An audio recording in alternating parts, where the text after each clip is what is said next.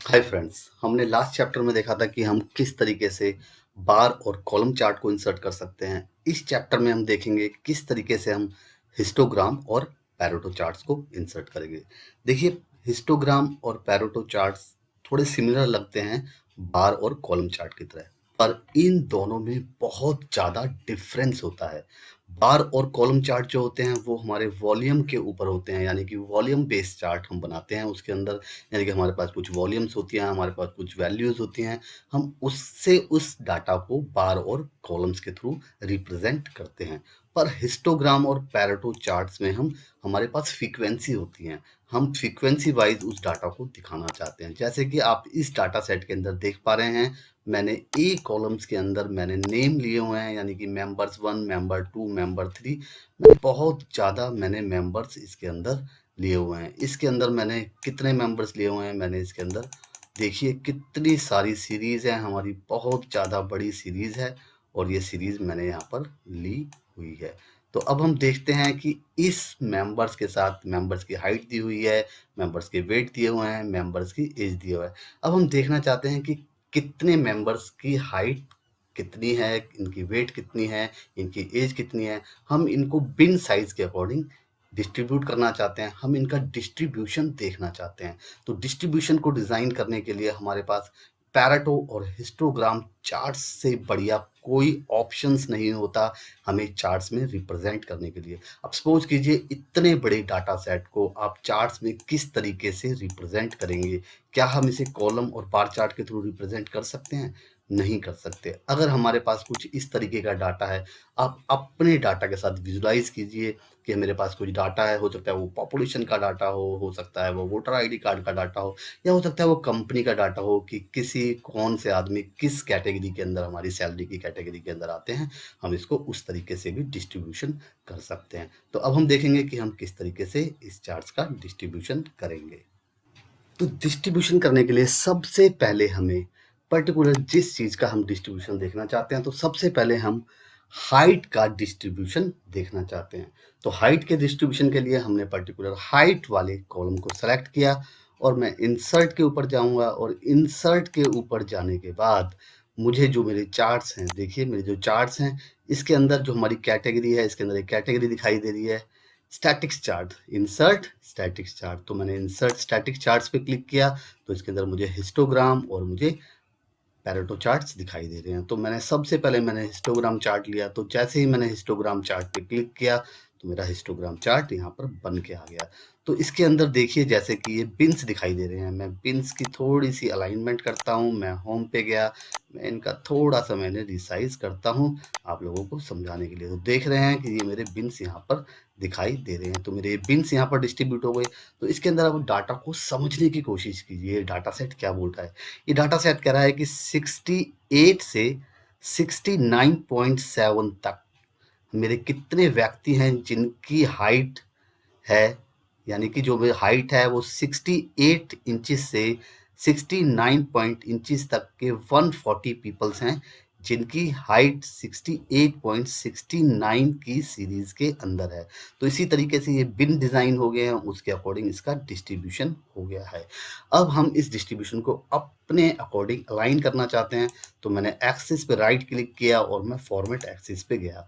तो जैसे ही मैंने फॉर्मेट एक्सिस पे क्लिक किया तो आप फॉर्मेट एक्सिस का मेरा डाटा यहाँ से खुल के आ गया।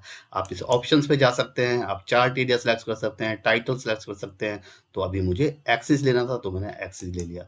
तो एक्सिस के अंदर, फॉर्मेट एक्सिस के अंदर, जो कि देखिए फॉर्मेट एक्सिस है, अभी जो लास्ट है यानी कि जो एक्सिस ऑप्शंस है, एक्सिस ऑप्शंस के अंदर आपको ऑटोमेटिक दिखाई दे रहा है, मगर मैं इसको बिन विड्थ के अकॉर्डिंग सेट कर देता हूँ। तो ये 1.7 है, यानी कि 68 से 69.7 तक दिखा रहा है, तो मैं इसको अपने अकॉर्डिंग सेट करता हूँ, यानी कि मैं जो बिन साइज बनाना चाहता हूँ, मैं 2 इंचेस का बिन साइज बनाना चाहता हूँ, या मैं 3 इंचेस का बिन साइज बनाना चाहता हूँ, या मैं 4 इंचेस का बिन साइज बनाना चाहता हूँ। मान लीजिए मैं 3 इंचेस का बिन साइज बनाना चाहता हूँ और मैंने एंटर हिट किया, तो जो मेरा बिन साइज है वो 3 इंचेस के अकॉर्डिंग सेट हो गया। तो अब मैं इस चार्ट को थोड़ा सा छोटा कर देता हूँ। तो अब इस चार्ट को आप देख पा रहे हैं कि 68 से 71 सेंटीमीटर की हाइट्स के मेरे कितने पीपल्स हैं। तो मैं इसके ऊपर ऐड डाटा लेवल ले लेता हूँ। मैंने ऐड डाटा लेवल ले लिया। तो जो 272 पीपल्स हैं वो 68 से 71 इंचेस के बीच में बिलोंग करते हैं। तो इस तरीके से आप किसी भी डाटा की फ्रीक्वेंसी को डिसाइड कर सकते हैं, फ्रीक्वेंसी को डिजाइन कर सकते हैं अपने अकॉर्डिंग। ये बहुत इंपॉर्टेंट चार्ट है। जब हम फ्रीक्वेंसी के साथ काम करते हैं तो हम हिस्टोग्राम का यूज करते हैं। तो अब मैं इस चार्ट को यहाँ से कॉपी करता हूँ और मैं इस चार्ट को यहाँ पर पेस्ट करता हूँ। तो मैंने यहाँ पर इस चार्ट को पेस्ट कर दिया। अब हम इस चार्ट को थ्रू देखते हैं कि हम इसको पैरेटो चार्ट्स में कैसे चेंज कर सकते हैं। तो हमारे पास दो ऑप्शंस हैं। हम चार्ट्स पे क्लिक करेंगे, डिजाइन्स के अंदर जाएंगे और चार्ट टाइप्स पे जा सकते हैं, या हम राइट क्लिक करके चार्ट टाइप्स पे जा सकते हैं। तो हम चार्ट टाइप्स पे गए, हमने कॉलम्स, हमने यही जो हमारा हिस्टोग्राम, देखिए मेरे ऑप्शन दिखा रहा है इसके अंदर।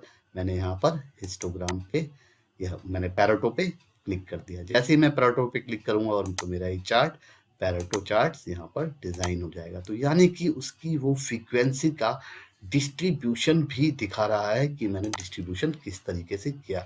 तो आप इस चार्ट को और फैंसी बना सकते हैं। आप राइट क्लिक कर सकते हैं, फॉर्मेट डाटा पे जा सकते हैं, क्लिकिंग कर सकते हैं। आप इसके अंदर किसी भी तरीके से अपने डाटा की कलरिंग को चेंज कर सकते हैं।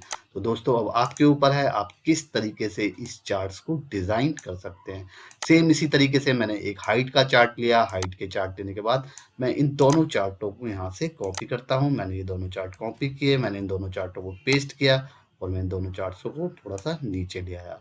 थोड़ी सी स्क्रीन को छोटा कर देता हूँ जिससे आप लोग थोड़ा सा और क्लियर दिख पड़े। अब मैंने इस जैसे ही मैंने चार्ट्स पे क्लिक किया तो मेरी ये हाइट्स यहाँ पर दिखाई दे रहा है। तो मैं इसको यहाँ से मूव भी कर सकते हैं। तो मैंने चार्ट्स पे क्लिक किया और मैं इसको यहाँ से, देखिए मैं जैसे एस पे गया तो मैं इसको मूव कर सकता हूँ। मैंने इस पूरे को मूव कर दिया। मैंने मूव किया तो मेरा ये चार्ट्स का वेट्स का चार्ट यहाँ पर दिखाई दे रहा है। फिर से वेट्स के चार्ट्स के अंदर थोड़ा जो डिस्ट्रीब्यूशन है वो थोड़ा सा अजीब सा दिखाई दे रहा है। तो फिर से मैंने राइट क्लिक किया। राइट क्लिक करने के बाद मैं किस पे, मैं इसकी जो एक्सिस है यानी कि जो फॉर्मेट एक्सिस है मैं उसको चेंज कर सकता हूँ। फिर मैं यहाँ पर मैं बिन साइज, ये 25 का बिन साइज दिया हुआ है। तो यहाँ पर हम कोई भी बिन साइज, मैं 10 का ले सकता हूँ, मैं 20 का ले सकता हूँ। मैं यहाँ पर मैं 10 का बिन साइज मैं 10 कर देता हूँ। तो जैसे ही मैंने 10 बिन साइज करा तो मेरे बिन साइज यहाँ पर दिखाई दे रहा है। इसी तरीके से अगर मैं 50 का बिन साइज कर देता हूँ तो मेरा 50 के अकॉर्डिंग बिन साइज यहाँ पर एडजस्ट हो जाएगा। अगर मैं 60 बिन साइज कर देता हूँ तो मेरा 60 का बिन साइज यहाँ पर टैग हो जाएगा। तो इस तरीके से आप कोई भी बिन साइज यहाँ पर डिजाइन कर सकते हैं। कोई भी फ्रीक्वेंसी को आप यहाँ पर चेंज कर सकते हैं according to bin size. Same इसी तरीके से मैंने ये डाटा लिया, इसमें मैंने बिन साइज चेंज कर दिया था। इस बिन साइज में से मैं इस चार्ट को डिलीट कर देता हूँ और मैं इस चार्ट को यहाँ से कॉपी करके मैं यहाँ पर पेस्ट करता हूँ और मैं इसकी फिर से मैं हिस्टोग्राम की फिक हिस्टोग्राम चार्ट्स में कन्वर्ट करता हूँ। तो हिस्टोग्राम में चार्ट कन्वर्ट करने के लिए मुझे क्या करना पड़ेगा, मुझे कहाँ पर जाना है, मुझे चेंज डिजाइन पे भी जा सकता हूँ। जैसे मैंने बताया था, डिजाइन पे जाके चेंज चार्ट टाइप्स पे जाएंगे और आप पैरेटो चार्ट लेंगे। तो जैसे ही आप पैरेटो चार्ट पे क्लिक करेंगे तो ये जो आपका चार्ट है देखिए डिस्ट्रीब्यूट हो गया है। तो यानी कि ये आपका चार्ट बता रहा है कि किस एज, किस यानी कि किस मेंबर्स की वेट के अकॉर्डिंग हमारा क्या डिस्ट्रीब्यूशन है। तो इसके अंदर सबसे पहले हाईएस्ट वैल्यू दिखाई देती है, फिर उससे लोएस्ट, फिर उससे लोएस्ट, फिर उससे लोएस्ट, फिर उससे लोएस्ट, फिर उससे लोएस्ट वैल्यू यहाँ पर दिखाई देती है। मैं ऐड डाटा लेवल्स कर देता हूँ तो मेरे ऐड डाटा लेवल्स यहाँ पर आ गए हैं। तो ये 3 है, तो ये बहुत कम है तो इसीलिए यहाँ पर 3 दिखाई दे रहा है। 90 से 128 की वेट के लोग बहुत कम हैं तो ये और ज़्यादा कम दिखाई दे रहा है। तो ये मेरा डमी डाटा था। आप जब अपने डाटा के साथ इसके साथ प्ले करेंगे तो आप और अच्छी फ्रीक्वेंसी का डिस्ट्रीब्यूशन कर सकते हैं। सेम इसी तरीके से हम एज की फ्रीक्वेंसी भी यहाँ पर डिस्ट्रीब्यूट कर सकते हैं।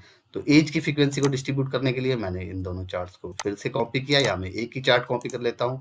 तो मैंने ये चार्ट यहाँ से कॉपी किया और मैंने कॉपी करने के बाद मैंने यहाँ पर पेस्ट किया। पेस्ट करने के बाद अब जो ये चार्ट है देखिए ये वेट का दिखा रहा है। तो मुझे इसको यहाँ से ड्रैग करके, जैसे ही मैं टॉप पे जाता हूँ तो मेरा प्लस का साइन बन जाता है। मैंने ड्रॉप करके एज पे ले गया। जब मैं एज पे ले गया तो मेरी एज की फ्रीक्वेंसी अपने अकॉर्डिंग डिजाइन हो गई है। आप यहाँ से इसका टाइटल चेंज कर सकते हैं, यहाँ पर आप एज लिख सकते हैं, यहाँ पर आप वेट लिख सकते हैं और यहाँ पर आप हाइट की फ्रीक्वेंसी डिस्ट्रीब्यूशन लिख सकते हैं। तो इसी तरीके से ये एज वाइज डिस्ट्रीब्यूशन हो गया। मैंने ऐड डाटा लेबल्स कर दिया। मैं इसे कॉपी कर देता हूँ। कॉपी करने के बाद मैं इसको वी करता हूँ और मैं इसको पैरेटो चार्ट में चेंज करता हूँ। तो फिर से मुझे डिज़ाइन पे गया और मैं चेंज चार्ट टाइप्स पे गया और यहाँ से मैंने इसे पैरेटो चार्ट में ले लिया। तो जैसे ही मैंने पैरेटो पे क्लिक किया और मैंने ओके किया, तो मेरा ये डिस्ट्रीब्यूशन पैरेटो के अकॉर्डिंग दिखाई दे रहा है कि मेरे पास किस मैंने यानी कि जो एज का डिस्ट्रीब्यूशन है वो किस तरीके से है। तो एज का डिस्ट्रीब्यूशन यहाँ पर आपको दिखाई दे रहा है। फिर से मैं कह रहा हूँ, आपके बिन साइज को आप अपने अकॉर्डिंग चेंज कर सकते हैं। तो मैं फिर से फॉर्मेट डाटा एक्सिस पे गया। तो फॉर्मेट डाटा एक्सिस पे मैंने बिन विड्थ पे क्लिक किया। तो 2.8 की बिन विड्थ दिखा रहा है। इसको मैं 3 बिन विड्थ कर देता हूँ। तो मैंने 3 बिन विड्थ कर दिया। तो देखिए अब ये मेरी बिन विड्थ सेट हो गई है। तो 23 से 26 यानी कि 23 से 26 एज की कैटेगरी के 49 पीपल हैं। 26 से 29 एज की कैटेगरी के 124 पीपल्स हैं। 41 से 44 के 118 पीपल हैं। तो इस तरीके से हम पैरेटो चार्ट और हिस्टोग्राम की हेल्प लेके किसी भी फ्रीक्वेंसी का डिस्ट्रीब्यूशन कर सकते हैं अकॉर्डिंग टू बिन्स, यानी कि हम बिन्स में कन्वर्ट कर देते हैं उसकी रेंज को। तो थैंक यू फ्रेंड्स, आपने देखा कि किस तरीके से हम हिस्टोग्राम और पैरेटो चार्ट्स का यूज करके हम फ्रीक्वेंसी का डिस्ट्रीब्यूशन कर सकते हैं। Thank you very much.